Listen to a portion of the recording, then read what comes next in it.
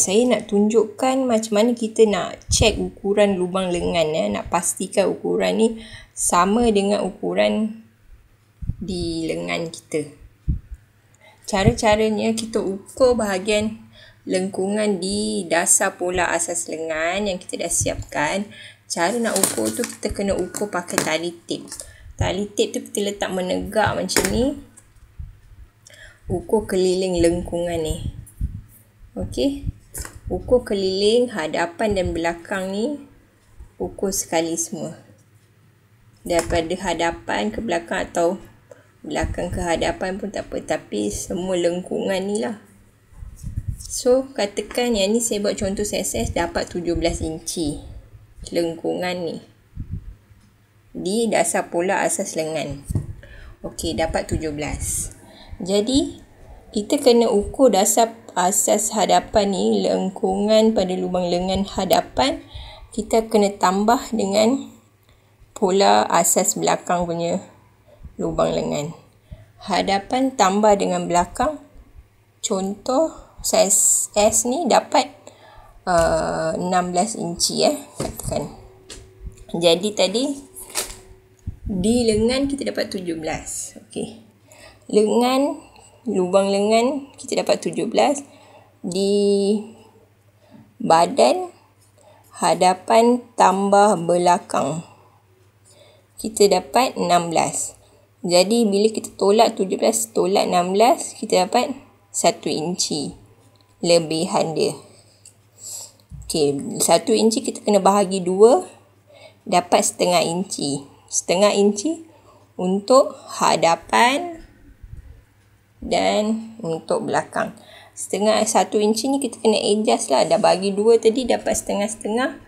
Jadi kita kena adjust di bahagian lengkungan ni. Kita kena adil lah. Bahagi 2 tadi setengah-setengah. Jadi kita kena betulkan.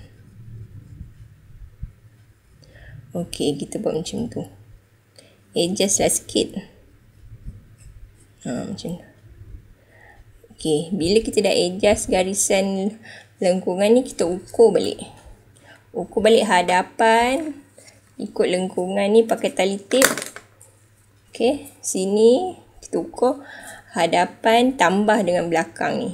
Dapat tak 17 inci sama dengan lengkungan kat sini. Okey. Sekarang kita buat basic block. Jadi lengan ni kena sama dengan maksud saya badan ni, lengkungan sini kena sama dengan pola asal dekat lengan. Jadi sini 17. Jadi tadi kita dah adjust, kita ukur balik mesti dapat 17 juga. Kalau tak dapat 17 kita adjust lagi sampai dapat 17 inci. Okey. Ini untuk saiz S, jadi kita bolehlah adjust dia sikit-sikit macam ni kan. Tapi kalau saiz yang besar, dada yang besar, kita akan dapat lebihan yang lebih banyak. Okey, contoh saiz XL.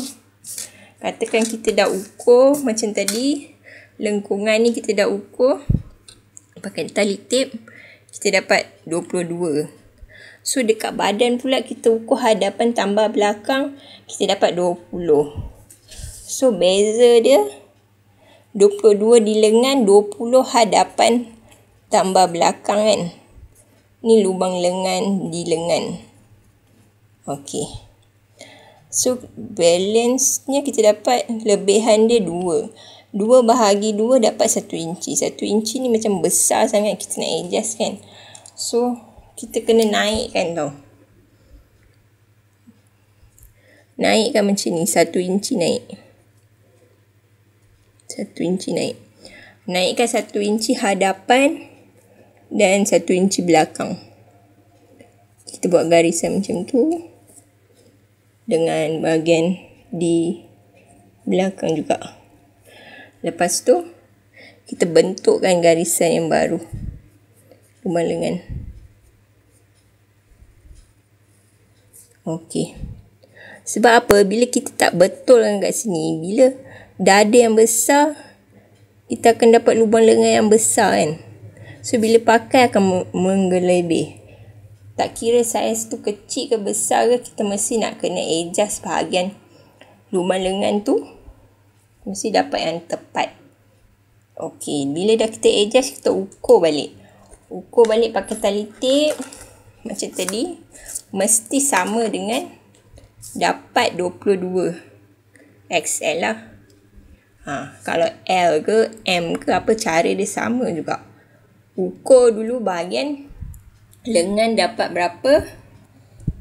Macam ni. Saya ada tulis. Ukuran lubang lengan. Kita nak pastikan ukur lengkung lubang lengan di lengan. Dapat berapa. Lepas tu ukur lengkung lubang lengan hadapan tambah belakang. Tolak lubang lengan di lengan. Tolak dengan hadapan dan belakang yang kita dapat tadi macam tadi. Okey. Faham? Kalau tak faham, tanya